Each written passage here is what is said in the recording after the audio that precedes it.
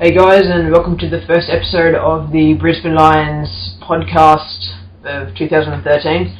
I have with me Rubik's and Bertman. Yep. I'm going to start this one off with round 13 comeback against Geelong. Rubik's, what was your thoughts on that? Well, to be honest, I thought the game was over at 3/4 time. I mean, the way Geelong put a stranglehold on us throughout that point, it was pretty remarkable. And the last quarter, well, we all know how that went. That was just breathtaking to watch. Yep, and what about you? I thought it was really good. That lack of polish in the third term I thought was really, really bad, and at times in the fourth as well, but I think we made up with that with the grit and determination in the fourth quarter, which ended up obviously winning us the game. Yeah, that fourth quarter was amazing. Well, we kicked 8 goals, I think it was. Yeah, we scored 53 in that fourth quarter. We had 50 in the first 3. Yeah, amazing to go over in one quarter what we scored in 3, and especially against Geelong. Yeah, it's amazing to think that the Lions did against Geelong, who are not usually renowned for collapsing like that. So it was pretty. Yeah, it's pretty good to see the future of the Lions and what it does show an insight into. Yeah, and clutch players like Bartel, they didn't stand up in the last quarter for Geelong as you'd expect. So the fact that we were able to shut players like Bartel down, I thought was really, really good. Exactly.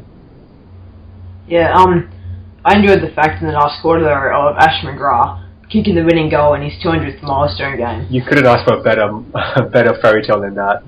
You can't script that. Yeah, that's just insane. The fact of getting it to that man to kick it after the siren, just insane. I thought we were done with 20 seconds to go and Merritt had the ball. Yeah.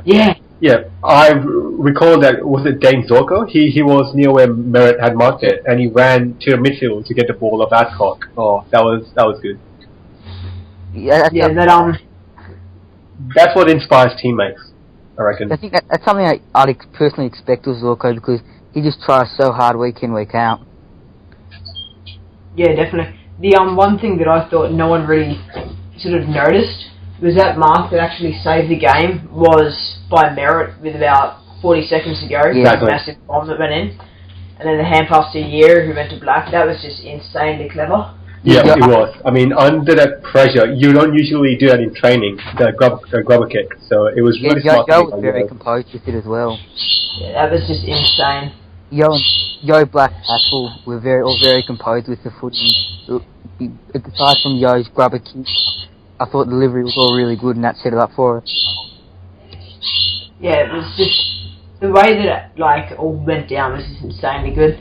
But this weekend we have the Hawks, top of the table team. Yep, it will be tough. I'd like to think that we can just put in the effort of that fourth quarter against the Hawks. That would be That's what fans come to see. I mean, you don't want to walk away from a game thinking, oh, they didn't even try. Why should we try next time? So it was good to see the Lions come back from that. Yeah, when we can spread that across 3-4 quarters, we'll be a very tough team to beat. I think just that consistency and determination that will get us over the line every week.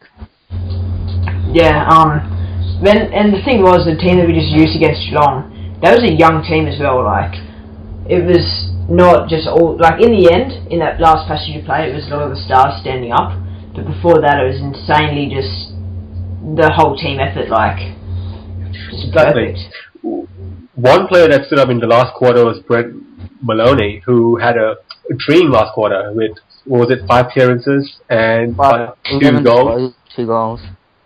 Yeah. Yeah, and that goal where he grabbed it straight out of the ruck from Louis. Oh, that was that 70-metre. Oh. That's what he came for the clearances. Exactly, he's such a clearance machine. And by that time, Leuenberger started to take over Simpson, who was being tired as using one ruckman, but it was good to see.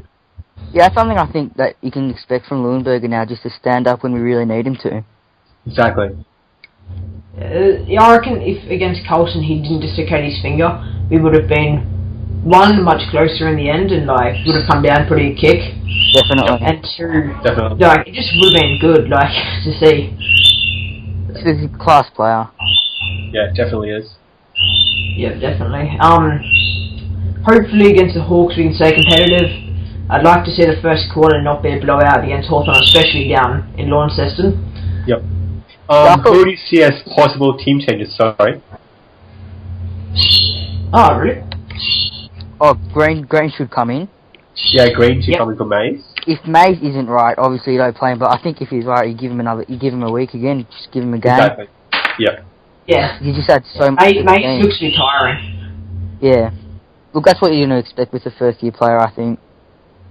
Yeah, definitely. Yeah, they need to manage him accordingly. Saw him with Zorko at the end of last year, like last year was his first year, wasn't it? And he was knackered, at the end of the year, he really quietened down. Yeah. He was another great pickup though, great magician. Yeah. He's a great magician. Commentators love him.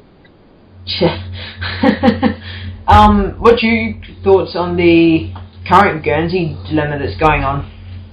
Well, I wouldn't mind it as much if the board actually listened to the members and supporters, but it's the ignorance that they're showing at the moment which is most annoying. That's how I feel. Yep. Yeah, so, I think it's the same for a lot of supporters. Exactly. It would be a lot better if they were a lot clearer on the issue and didn't resort to, say, kicking out people at the Gabba for distributing flyers. I mean, that was a pretty weak thing to do. Yeah, was either of you guys at that game when that happened? No, I wasn't. I was actually at the game, and I had seen on the Lions Raw website that they were handing out the flyers in preparation for the game. That they had it all organised and that. And I did grab a flyer as I was walking in, and then got in. And I actually I think it was the halftime break, I was with a mate, and he was in a Gold Coast Sun shirt, of course. But the camera came down to us, and right in front of the camera, I shoved this pamphlet, leaflet thing right in front of the camera, and he stood next to it just screaming we want that back. And not actually sure if I made it on TV or not, but yeah.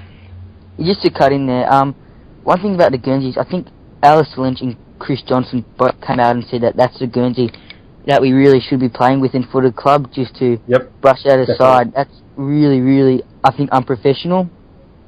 Yes. Not listening to legends of the club who put their heart and soul and they bled for the club. That's one thing I think that the board have really gone wrong with. Yeah, well, just the whole thing of, especially when they were kicking the people handing the flyers out at the Gabba, they say, we made the rule up a few minutes ago, sort of thing, we made a rule up, you can't be here anymore. Exactly. Even if the police didn't actually know. That's also, I think, something that the personnel on the board, I don't think they understand as well what the football club means to some people. Yep, that's very true. And also the recent website created by the Lions Roar, I believe. Yeah, that has received a lot of support from current members and past members who have voiced their concerns. And although the chairman said he only received about 12 letters, I strongly believe that is not the case. Yeah, there were much more than 12 on the website. Yeah, definitely. And we've seen, as on BigFooty, in the thread about the actual Guernsey, we've seen people saying, just send off another letter today. And over the time, that's got way over 12, so they're definitely lying there. Yeah, exactly. It's just work from the board, really. Yeah, so now there's no point dwelling on the past. Now it's how we approach it. That's the main thing. So, do you see the board changing the Guernsey for next year? No. No? Yeah. Absolutely not, unfortunately. Yeah, this year it's been a good example for that. There's been a lot of effort put into getting the message across to them, and they've sort of just swept it under the rug and sort of gone, we don't know what you guys are talking about. Yeah, that's true. Also, just on that, even if they're not going to bring it back for a tradition, they bring it back, they're going to get money from the merch, they're going to make good sales because people are going to want to buy the new Guernsey, and it just simply looks better. Yeah, definitely. For every possible reason you could name, a reason to bring it back, I can't think of one reason to keep this Guernsey we currently have. Yeah. Well, I can't remember who actually said it, but somebody said it on BigFooty regarding the as a marketing prospect. The paddle pop is good as a marketing prospect, but I believe that we should have the old lion on the front of the Guernsey, and then the logo on marketing products. Yeah. Look, we're 3 clubs in one. That's really what it is, and you have to respect the other 2 clubs, Fitzroy and the Brisbane Bears, and the paddle pop really doesn't do any of that. Doesn't do that. Yeah, definitely. It's just a shit stain, to put it bluntly. Like, it's a shit stain on the club right now. Yeah, that's my views on it. What was your views on Brett Maloney and his Twitter photo that he put up regarding the Melbourne coach being sacked? I know I'll probably come up a lot of flack for this, but I reckon he's entitled to his own opinion. But for his age and the time he spent in AFL, I reckon that might have been a bit over the line, seeing as a coach just got sacked. But I don't know. Yeah, definitely, because I think he came out in the press conference this week and said he sees himself as a leader of a club. Yeah. And I don't think a leader of a club should be going around saying, "Oh, Karma is a bitch." That's not an appropriate thing for him to do. But obviously did it. Hopefully, I'd assume he had a chat with the club about it, just to say maybe it wasn't appropriate or something like that. But look, it's not good to see anyone do that, really. Yeah, it was, in the end, it was wrong. It's not needed. It's not needed at all.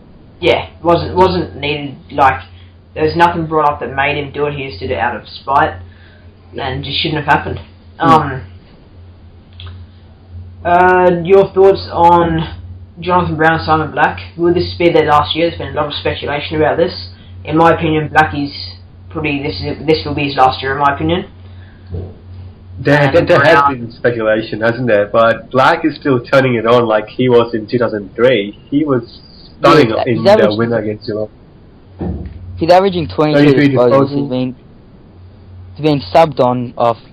When a bloke's getting 33 disposals, I don't think you can write him off and not say he can't play another year. I think, look, obviously we don't have the inside information, but I think the way he's going, he could definitely go another year. But obviously it's just about him in the end. He could definitely go another year, but it's whether his body will hold up for another year. Exactly. Right. But then again, it's also what Blackie wants. Yeah, that's the other thing. If he wants to go again, it's up to him in the end. Yeah, he should also go out how he wants to go out. I think he's warranted that. Yeah. Sure. Brown, it's hard to say with him, mate. He's having on and off weeks recently, so... Yeah, it is. I mean, I feel like he can go on for another year, simply because the midfield will improve, and when the midfield improves, the forwards look $1 million, no matter who's playing. It's all based on their delivery. And the recent weeks, we've just been bombing it forward, hoping for a tall target to mark it, which doesn't work. And we play our best footy when the forward leaps at the carrier and marks it. One thing I actually have been enjoying seeing is Lyle. I thought he was very good. Yeah, Lyle, definitely. Yeah, he's been improving. He's been brilliant. Do you guys think that he could one day maybe be that dominant forward? He definitely. I don't think he'll ever be dominant forward, but I think he could be a forward that's an adequate forward that could definitely be up front and give us a target. But I don't think he'll ever be a dominant forward like a Kennedy, Rewalt, Cloak, Franklin. Yeah, that's another issue, isn't there? Is Franklin going to come to the Lions? Is he not? Yeah, because Franklin has indicated he wants to go to a Queensland club, hasn't he? I've got no idea. I wouldn't know. Okay. That's all good. Anyway, I think we should start wrapping this up. If he was to come, that solves the problem. Pardon? Anyway, I think we should start wrapping this up now. We're reaching 15 minutes or so. Next week we'll come with the Gold Coast Suns. And... Yep, that's some more information. So I hope you guys enjoyed, and tune in next time. That's the best Q clash so far. Thank you. Thank you. Good. Thank you. Bye. See you fellas.